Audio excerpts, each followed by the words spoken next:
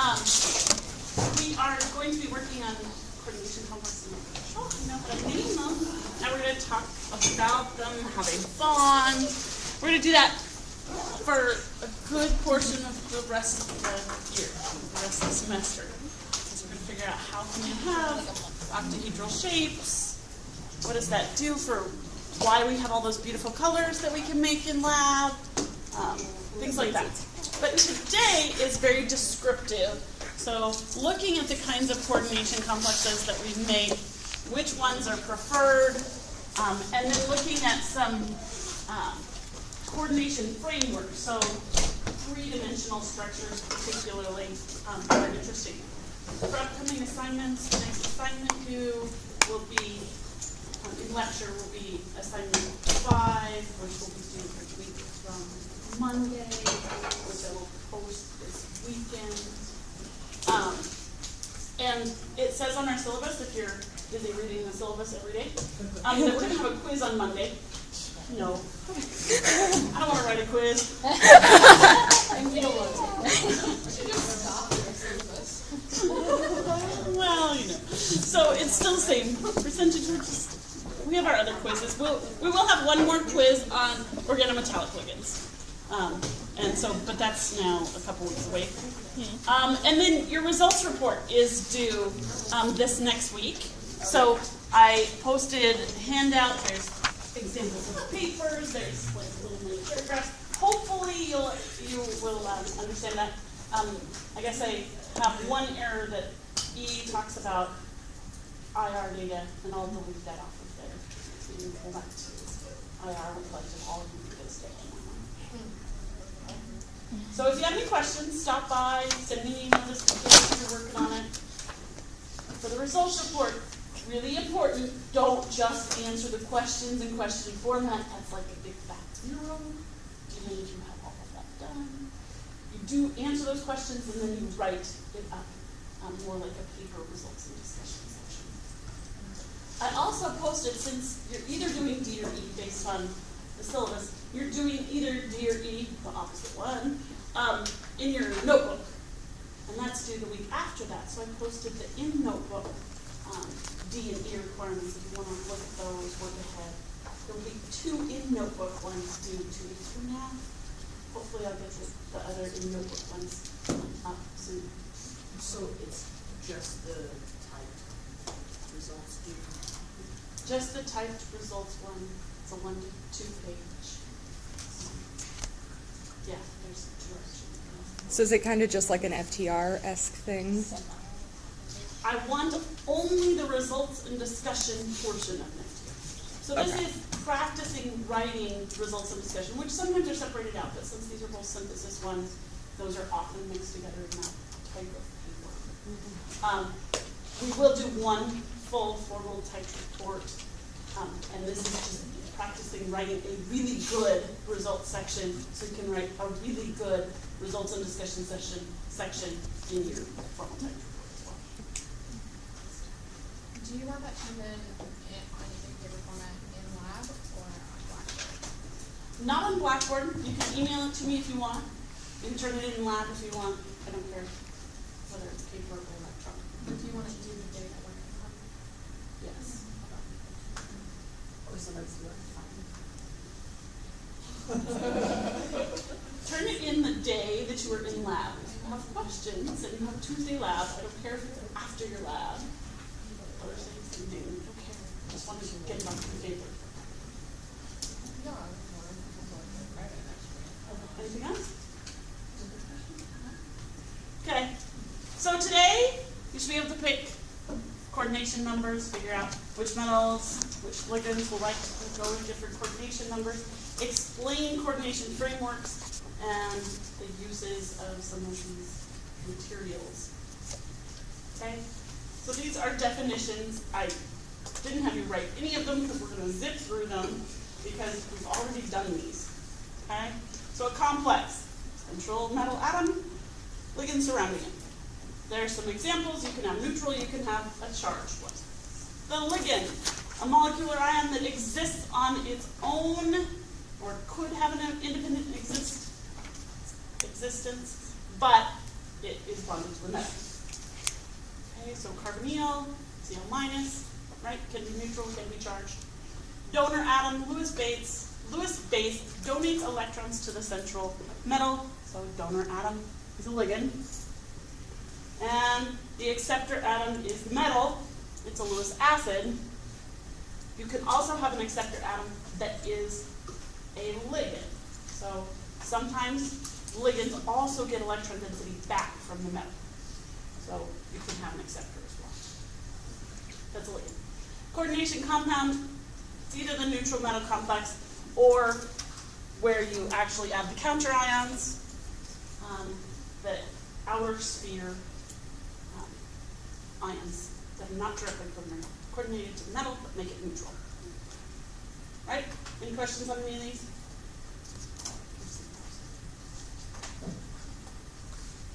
So a couple of complexes. If we look at this manganese complex, what's the outer sphere ion? The sulfate. What is the ligand?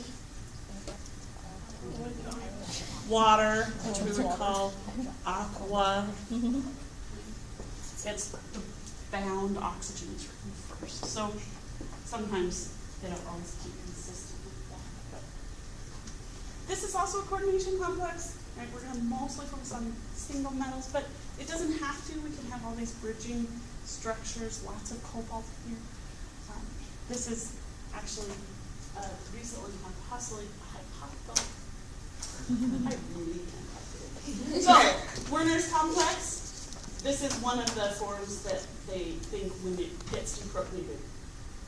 Werner's complex goes through these. Okay. So if we had a nickel cyanoboride, okay, what would be the inner sphere? The nickel cyanide stuff, So, and the outer sphere, including the chlorine. the chlorines, and the coordination number. What's the coordination number?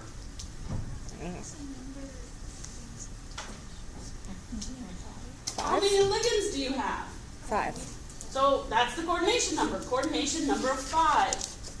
Here we have a coordination number of 6. Here we have a coordination number of 6. Around each metal there are 6 ligands.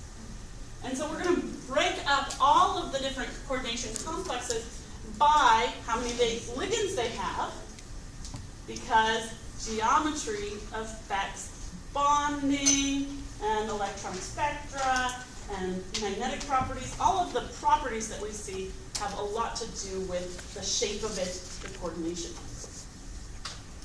So what determines the coordination number? You have to have the size of the atom or the ion that's the central atom or ion. Steric interactions between the ligands. The bigger the ligand, the less of them you could fit around a central atom.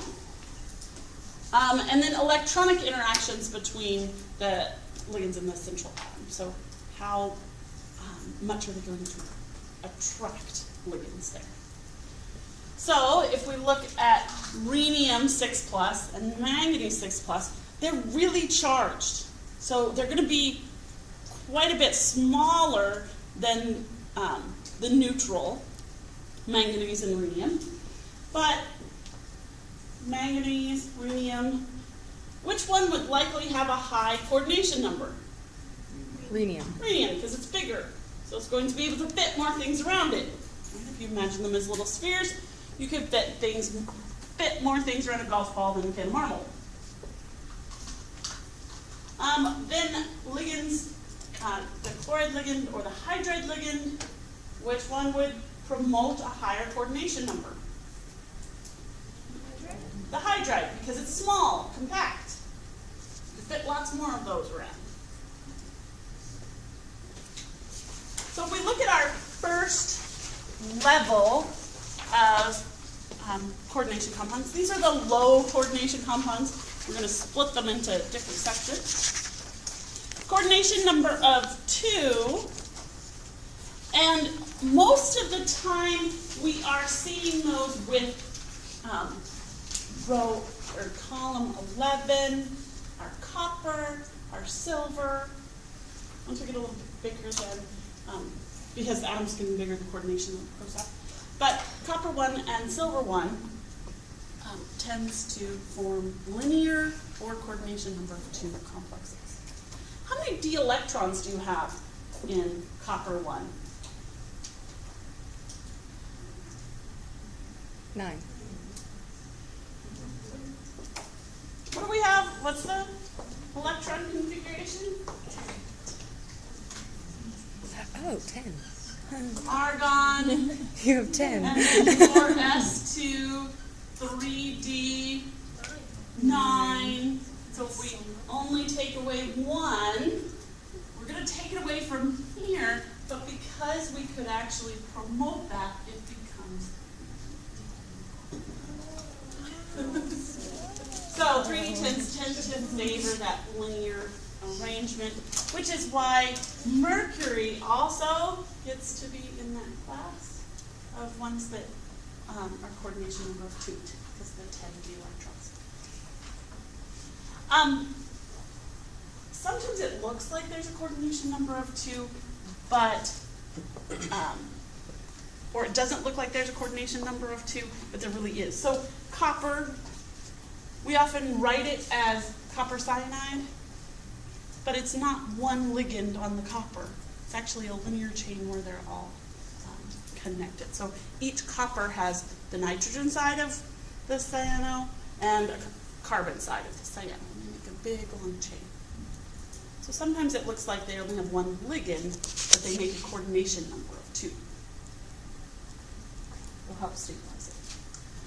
Because it doesn't have a high coordination number, you usually can gain more ligands, right? So you can do an addition reaction to add it. Maybe addition and then kick off one of the ligands that you have, but it's going to go through an additive mechanism because you don't have very many ligands there. So it'll go through a coordination number of 3 or more, and then go back to coordination number 2. Make sense?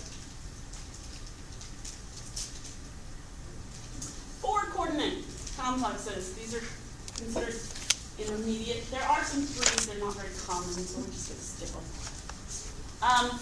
4 coordinate tetrahedral shape is one of our possible shapes that we can have. And that usually happens when our central atom is small. So S and P block metals with no lone pairs tend to fall in that category. So our borohydrides would be an example of that. Right, that's a metalloid, but S and P block. Okay, so there's the structure of it. It makes a nice tetrahedral shape. D block metals in high oxidation states also tend to make tetrahedral complexes.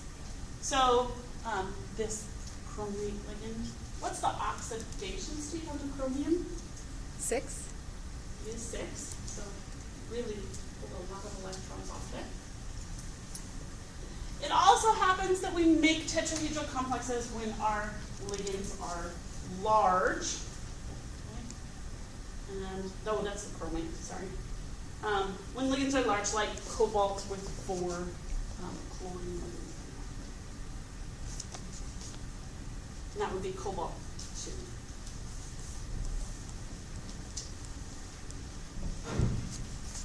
There's that structure. And all of these can be pulled and drawn and sparkly. The other way that we can have 4 coordinate is if we have a square planar. And so geometry of a square planar, if we have ligands that are all the same, that's D4H. So we can rotate, and all the ligands, if you rotate 90 degrees, will be the same.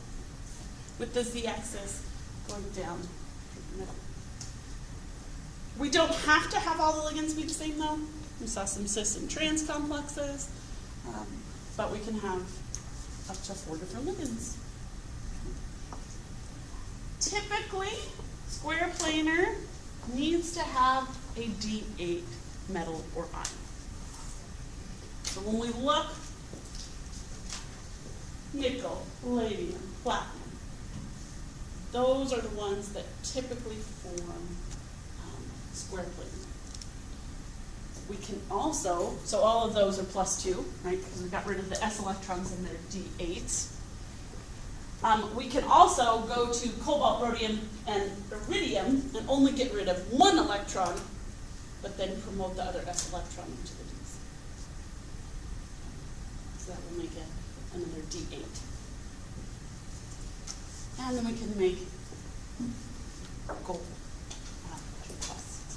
3+. So this would be another square planar complex. This one likes to have the trimethylphosphines on the opposite sides because of the steric bulk.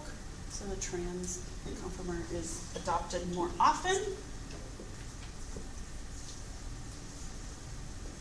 So if we go to the next set, the coordination number of 5, we could have a couple of different shapes. This one happens to be square planar with one on top. What shape is that?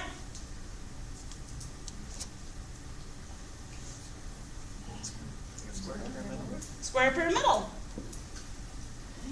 Square pyramidal is not usually adopted, right? Usually if you have 5 things, we're going to try and make the trigonal bipyramidal structure.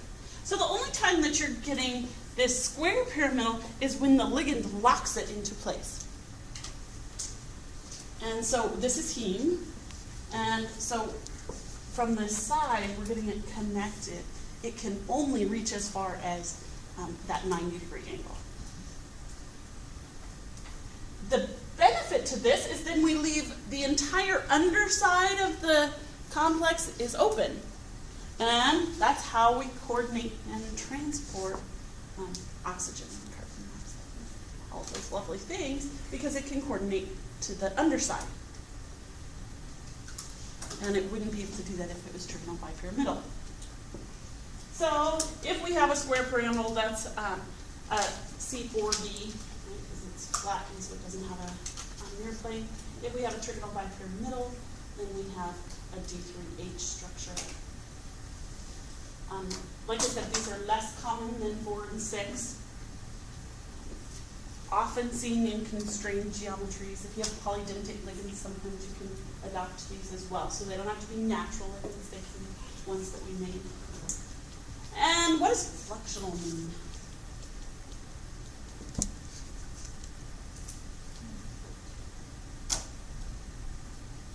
They're always in flux, they're always changing, right? So that means they're reactive intermediates in ligand exchange. So maybe we have an octahedral complex that it loses a ligand, then it'd have a 5-coordinate intermediate, and then it gained a ligand and go back to octahedral. So a lot of times the 5-coordinate is not super stable unless it's in a constrained geometry with the extra ligands. And those make really good catalysts because they can catalyze.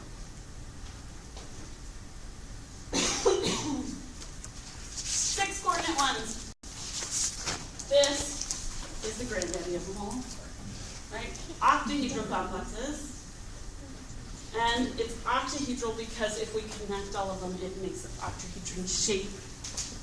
Again, sometimes confusing because there's not 8 things around it, there's 6 things around it, but it makes an octahedral shape. This is by far the most common coordination number. So we can get all the different elements, sp, d, f complexes. If you have a metal that's in a 3+ ion, almost always it's octahedral. If it's to be true octahedral, then all the ligands must be the same. Most of the time we don't have all the ligands the same, so we get variants of the octahedral.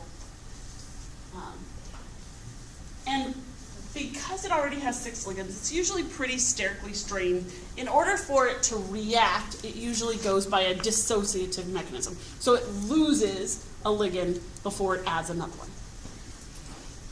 It's possible to go through an associative mechanism, but far less likely. So this is hafnium with CH. 3 ligands, so this is actually an organometallic octahedral complex because it has organic ligands on it. So these variants of octahedral. If we start, here's our octahedral right here. We're going to do one half and then the other half.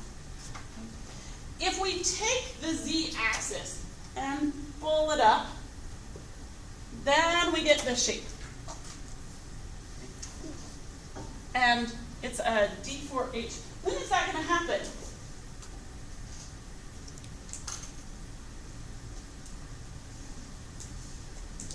When 2 ligands change, that becomes tetragonal. So often you have 2 ligands that are different than the other 4. If they bond more tightly, then they're going to squish that down. If they bond more loosely, they're going to expand it out.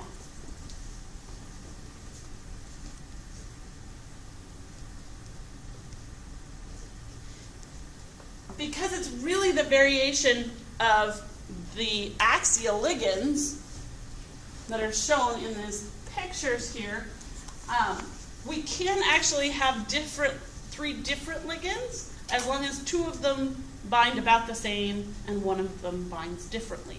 So trans A2, B2, C2, as long as A and B bond the same and C bonds differently.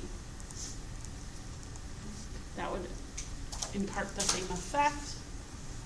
If we actually do have 3 ligands, though, it no longer is D4H because we can't rotate 90 degrees. You have to rotate 180 to have one switch. And so then it becomes a D2H.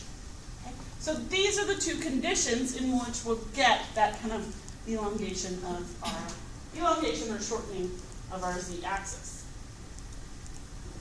On the other side, what if you compress them all down? Right? You change all of the ligands so that they're a little bit closer. Or you compress them on that side or you elongate it, right? You're moving up an entire face. That usually happens when you have cis ligands because they'll change the bonds on the same side. So it allows a face compression or elongation. And that gives you a D3D. So that's really common. Or you can get a D3H when you kind of flip them out. That's the D0 configuration is pretty much the only time that you get a D3H trigonal charismatic structure. A good example of that is a metal with oxygen and sulfur, and how are you going to make it octahedral? It actually hooks to other ones as well.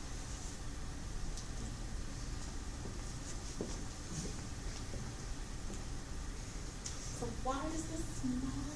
What's the geometry matter? Groups. Spectroscopy. So we were able to tell the shape of something by looking at the stretches and IRs. So we're looking at spectroscopy.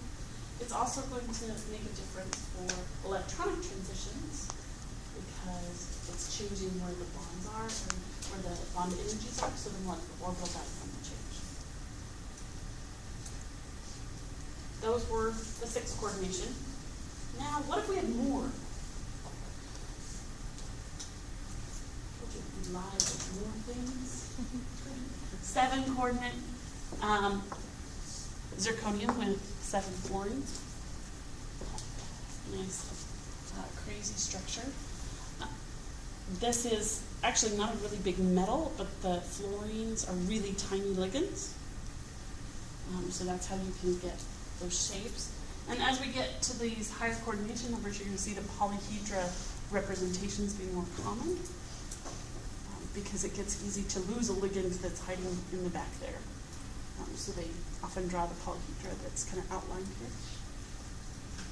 So there's a few 3Ds that will make it, like the zirconium is a 4D, right? So more common to have the bigger metals adopt the higher coordination. And then going for it, the small ligand as well. For 9 coordination, this is actually preferred for quite a few of the F block. So if we get down to the lanthanides and actinides, a lot of europium complexes, neodymium complexes like to actually have a coordination number of 9. They're big, they can use those F orbitals to make those bonds. And so, yeah, we have all kinds of craziness. See, it is hard to see all of those ligands, isn't it? So that's why they use the polyhedra a lot to represent it. Because we've got ones hanging on the back.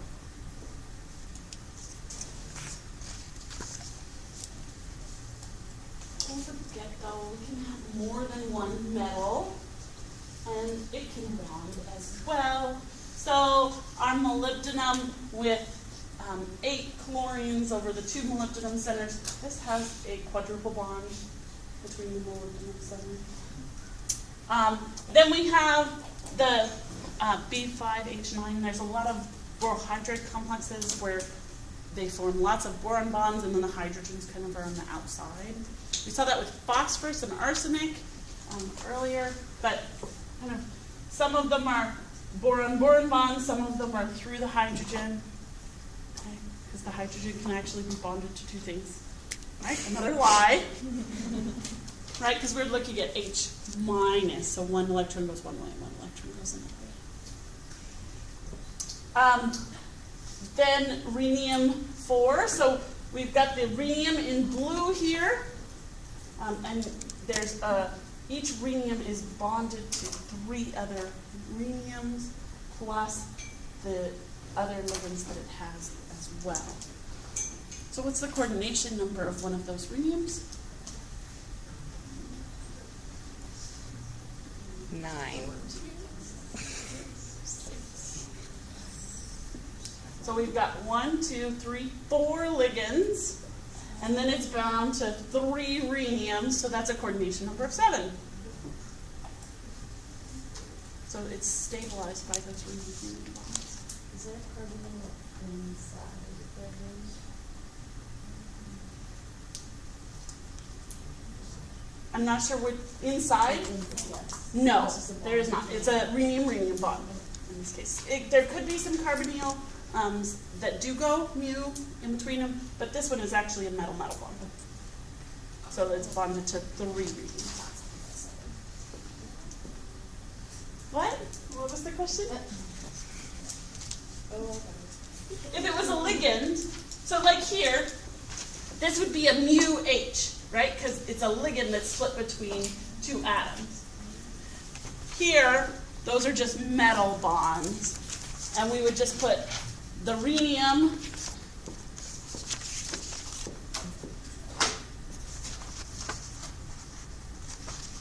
right? That's the fragment. And so more commonly it would be written as 4, yeah. So we could expand it out like that, or we can make it like that. So there's the rhenium on the 2 edges. Those not connected to 2. Are we assuming there's another bond on the middle? Yeah, so we can't draw that second one this way. Okay. So,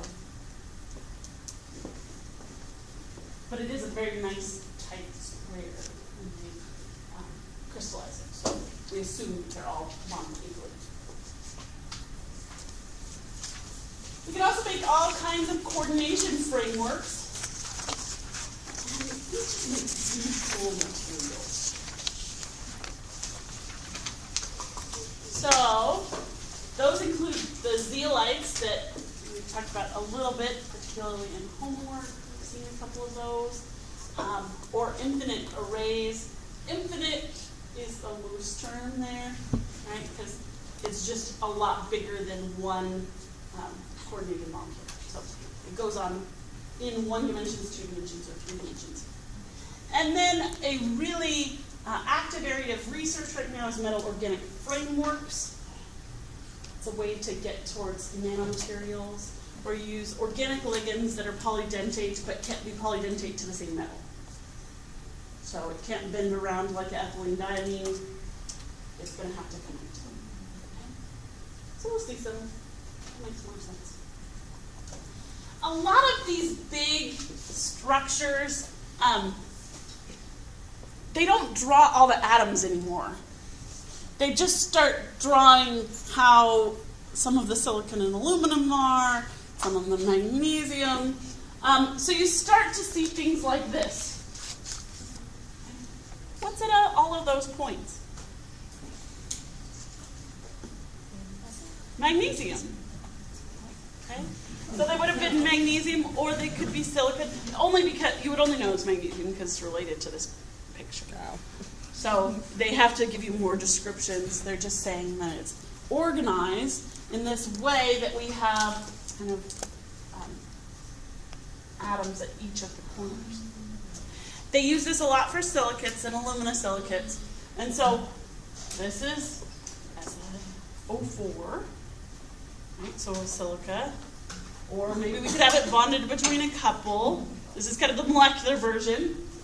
Then we start to get to where they're leaving stuff off, the two-dimensional structure, because this atom still has its 4 oxygens.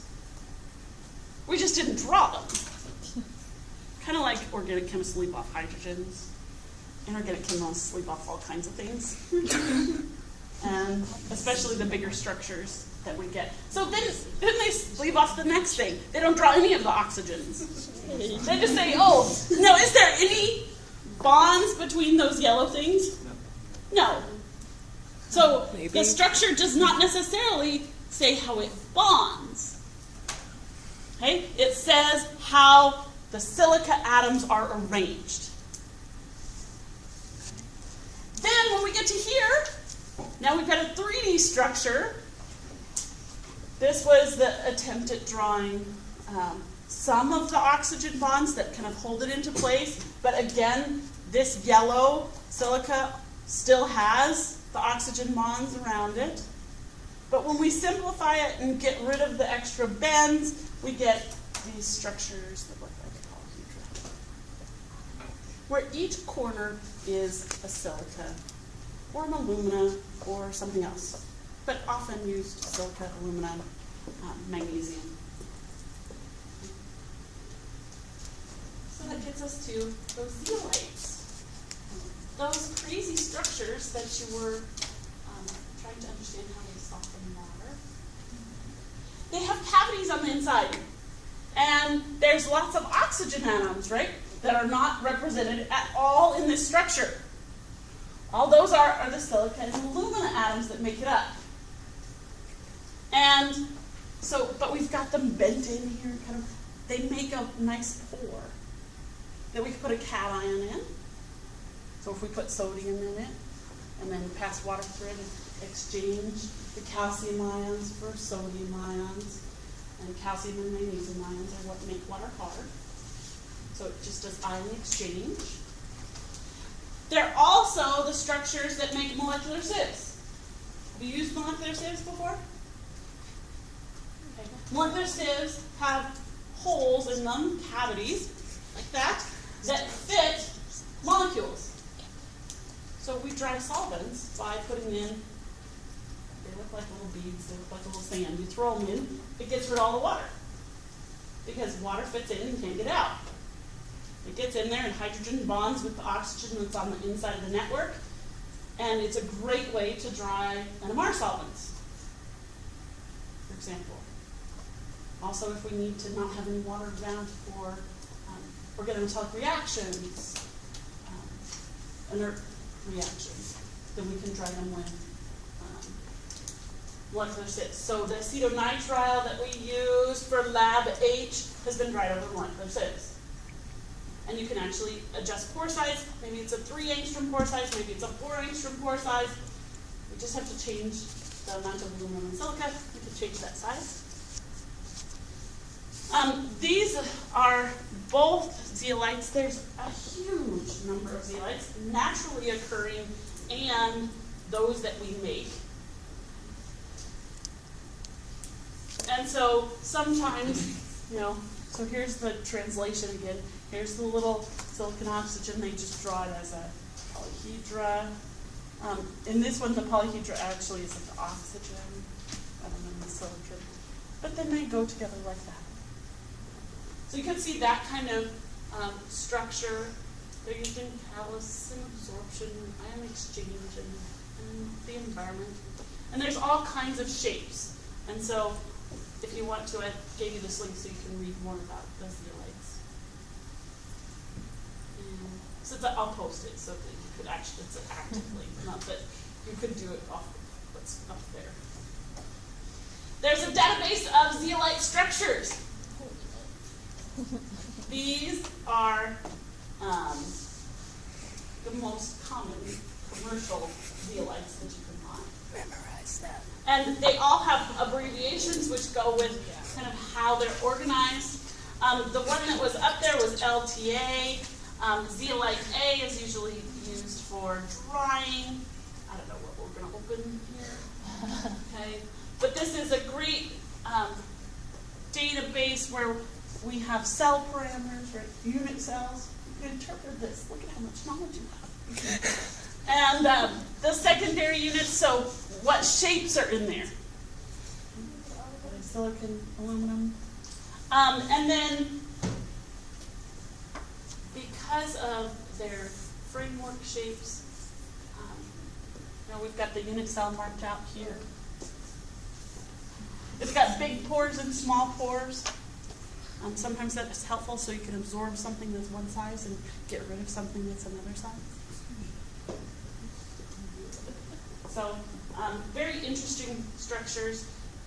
Some of them are really acidic, so they can, because all that oxygen, they can have hydrogens bond there, and then they want to lose the hydrogens because they're not bonded tightly, so they can be a replacement for using sulfuric acid in catalysis, because they'll donate the H's as easily.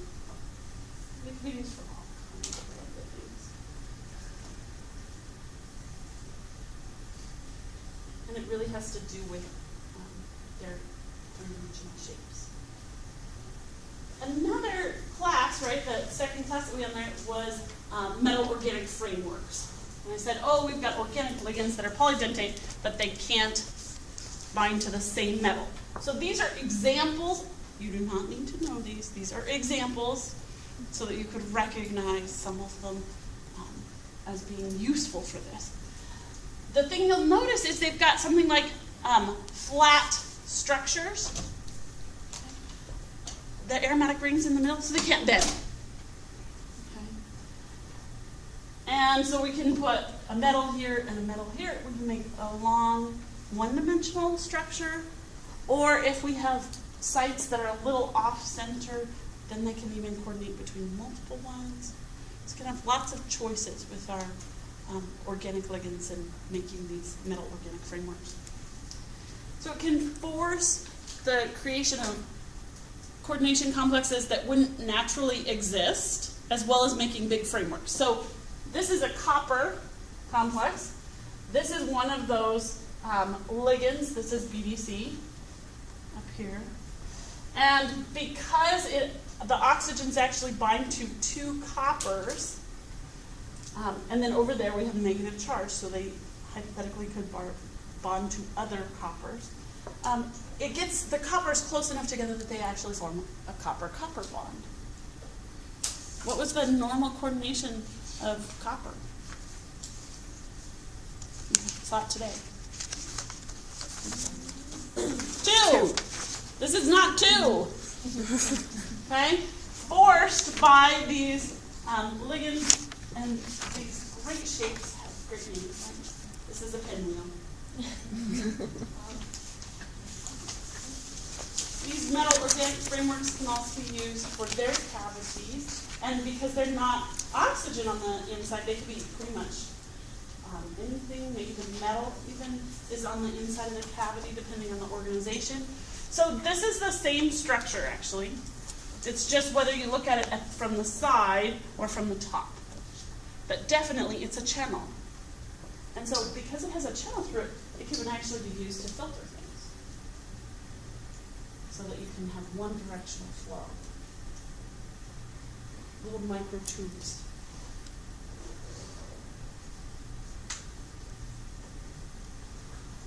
This one gets all the different pieces of that. Okay, up there.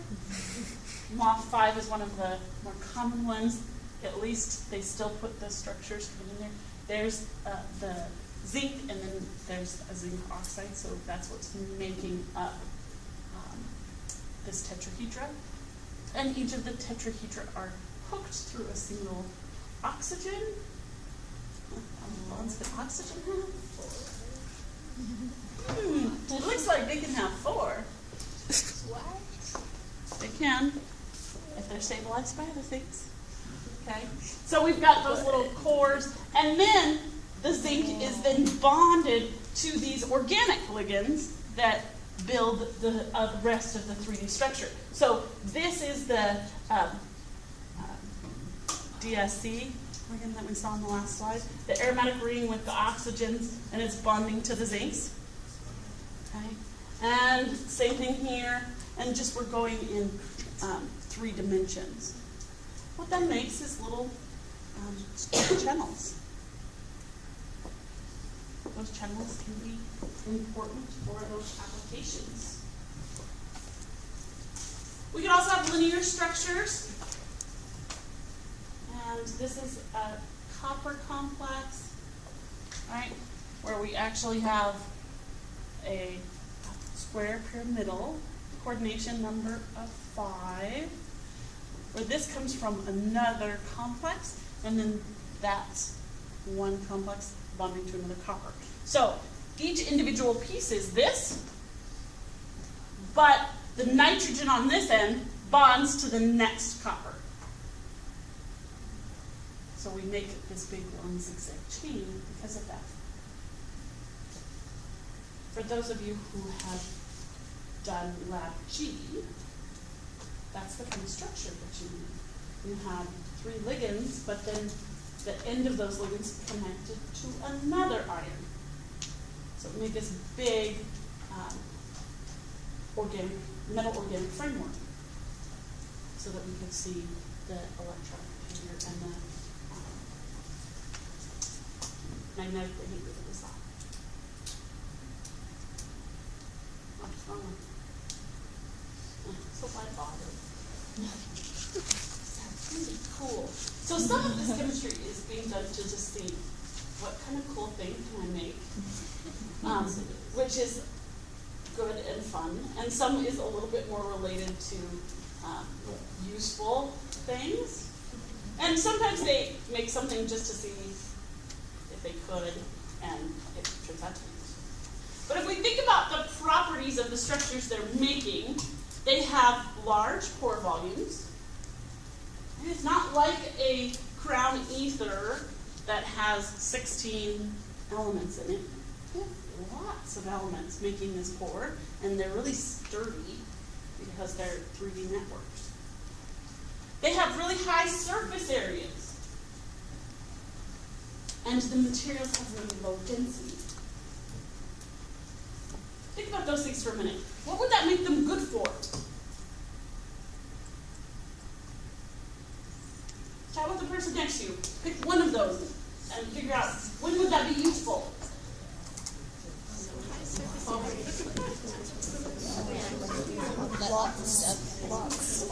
Yeah. Yep, sounds good to me. Sounds good. You can make lots of bonds. High surface area. Sounds good. There you go. And it's like a desiccant. You can carry a lot. Maybe use it as build.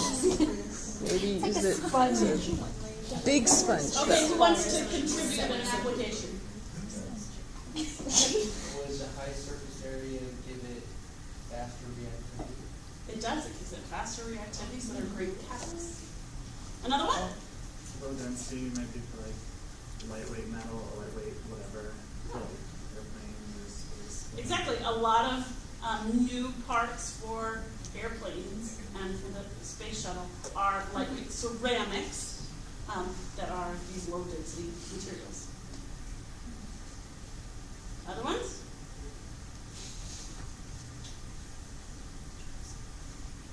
Okay, I keep doing drugs. Yeah, if you have a pore that you could fit something in, you could deliver it to a part of your body and then it could escape. How would you go about having it release said medication? Changes in pH can change whether it's bound. So that can make it release in certain parts of the cells. Targeting it to a specific location is a little harder, but if it's got the metals in there, you could actually use magnets to actually get it to the right spot in your body. So magnetic therapy isn't complete pseudoscience. Yeah, so you could use light to activate them, to make them open up if you change some of the bonds there. Other ones that you could think of? Ashley, what did you think of? Yeah, looked like you thought of something. Just that, like, you can low densities that you can put on water. Yeah, so we have low density, so we can do all kinds of things that we can do with heavier materials.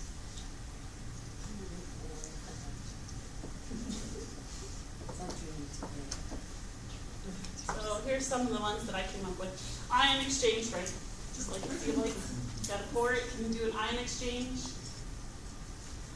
They're definitely being used for storage and transport of gases and molecules. So we came up with the pharmaceuticals, but also for gases that are hard to kind of, you don't want to have them just by themselves, right? Nitrogen. So if we trap it in little pores, then it's a lot safer. Don't have a buildup of one area. They're actually used for medical imaging because we can direct them to different tissues, and they have unique spectroscopic and magnetic properties. So things like that. And because they have three-dimensional shapes, we can use them for chiral separations or catalysis. So it will only let certain things go through. So you see a blank page. What we're going to do next week is talk about the electronic properties of the spectrum.